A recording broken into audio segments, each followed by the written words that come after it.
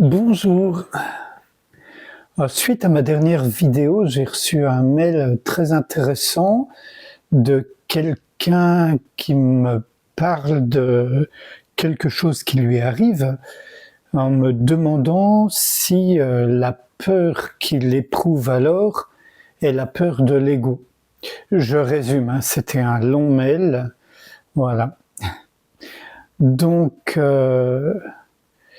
si vous voulez que je réponde directement, bien sûr, la peur, c'est toujours la peur de l'ego, qui d'autre?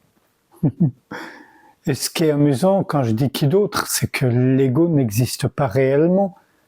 On le sait tous, dès qu'on observe un tant soit peu, on voit bien qu'il n'a pas d'autre existence que la pensée reconstruite indéfiniment. Et entre deux pensées de reconstruction mentale de l'ego, c'est le vide, c'est l'espace infiniment ouvert. Peu importe comment on l'appelle, certains pourraient parler de l'éveil aussi. Donc, dès lors qu'on a peur, c'est indiscutablement l'ego. Mais attention, il y a des peurs absolument justifiées. Si d'un seul coup vous traversez la rue et que vous entendez un coup de klaxon très fort, heureusement que vous avez peur et que vous allez peut-être faire un bond ou reculer, ou en tout cas voilà. En revanche, comme là c'est le cas dans le mail de ce monsieur, si vous êtes en méditation, quoi que signifie ce terme, à l'écoute de vous-même ou des sensations, et que vous avez l'impression que vous allez partir, peut-être même mourir, sortir de votre corps, et que vous êtes pris d'une peur panique avec le cœur qui bat, etc., aucun doute, c'est l'ego. C'est une des nombreuses ruses de l'ego pour garder le contrôle en réalité. Donc évidemment, le dire ne suffit pas. Il faut vraiment, si on a cette peur, comprendre que c'est l'ego qui a peur, c'est déjà un bon élément, mais c'est totalement insuffisant. À mon avis, ce qui est nécessaire, c'est de faire face à cette peur en soi-même et l'investiguer, la questionner. Qui a peur? D'où vient cette peur? Et on va vite se rendre compte que c'est effectivement la peur de moi-je, la peur de l'ego. Après, si ça non plus, ça suffit pas, parce que ça peut être très profondément enraciné en soi, ça peut vraiment valoir la peine d'écouter les sensations corporelles associées à cette peur, sans chercher à s'en débarrasser, ni bien sûr à les prolonger. Juste être à l'écoute sans rien attendre, sans rien chercher. Ça peut être un moment très inconfortable, hein, parce que peut-être qu'on va ressentir cet élan de l'ego qui veut à tout prix garder le contrôle et qui se sert de nos failles, à savoir ici la peur.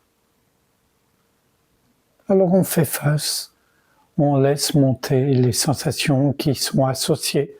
Peut-être que ça sert ici au niveau du plexus solaire, peut-être les mâchoires, peut-être les yeux, peut-être la région de l'abdomen, peu importe en réalité. Et au lieu de chercher à se détendre, même si c'est préférable d'être aussi détendu qu'on le peut, mais on ne cherche pas à se détendre, on laisse notre corps exprimer tout seul les perceptions qu'il a de cette peur. Parce que le corps, lui, il se trompe jamais. Vous voyez? C'est le mental qui se trompe dans ses interprétations. Mais le corps, lui, ne se trompe pas. Donc si on laisse le corps percevoir, même si c'est pas le corps qui perçoit, on est bien d'accord, c'est la conscience. Mais bon, laissons les perceptions corporelles se déployer, durer le temps qu'elles durent, puis se dissoudre. Parfois, ce sera pas dans une petite séance de 5 minutes ou 10 minutes, mais on a là une façon d'opérer. Et dès qu'on est à l'écoute, même s'il y a des sensations désagréables, la peur, etc., on a quand même au moins un peu cet espace de tranquillité, ce regard ouvert, vous voyez? Et dans ce regard ouvert, les choses perdent de leur importance, de leur solidité, de leur effet sur nous. Et on se retrouve de plus en plus libre, ouvert, paisible.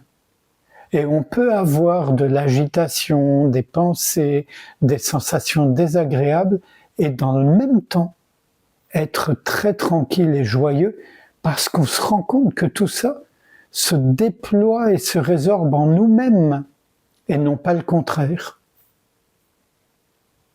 Les expériences qu'on vit n'ont pas réellement d'importance, sauf de nous montrer nos limites, nos résistances, et donc de nous permettre de non pas les dépasser, mais de nous en affranchir, simplement en ne faisant rien. Dès lors qu'on entreprend quelque action que ce soit, on entretient cela même qui nous fait souffrir ou avoir ce sentiment de manquer de plénitude, etc. En réalité, on est déjà complet. Tout est déjà parfaitement tel que ça doit être. Simplement, c'est ici, blablabla, blablabla, et toutes les croyances qu'on a à cause de nos convictions, de nos dogmes, de nos doctrines, de nos éducations, etc. Dès qu'on peut s'affranchir de tout ça, ça ne veut pas dire le piétiner ou le jeter à l'eau, hein. Ça veut dire juste, là, on observe, ou même on fait rien du tout, mais on laisse de côté tout ce fatras. Et on est immédiatement dans l'ouverture, la liberté, la tranquillité. Après, ça prendra le temps qu'il faut pour s'auto-harmoniser, disons. Et si on ne fait rien, ça ne peut pas ne pas s'harmoniser. Par contre, il faut être patient, on n'a aucune idée de combien de temps ça peut prendre. Peut-être même qu'on aura des résidus toute notre existence terrestre, mais peu importe en réalité, parce que dès qu'on a reconnu notre véritable nature, peu importe ce que l'individu, moi, je, le corps, etc. expérimente, on est libre. Voilà, j'ai déjà beaucoup parlé. Je vous remercie et je vous propose qu'on passe un instant ensemble en silence et sans rien faire, sans la moindre technique ni la moindre pratique, sans essayer de retenir quoi que ce soit ou de rejeter quoi que ce soit, juste être.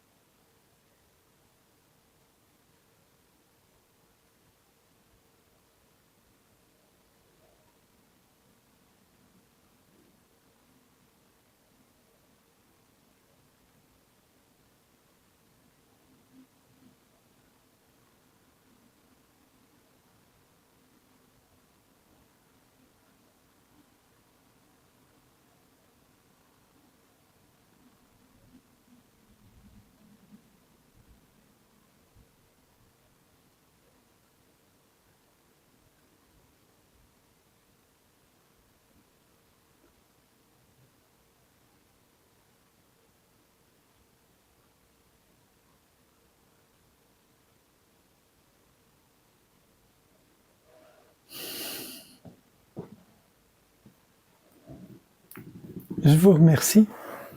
À bientôt.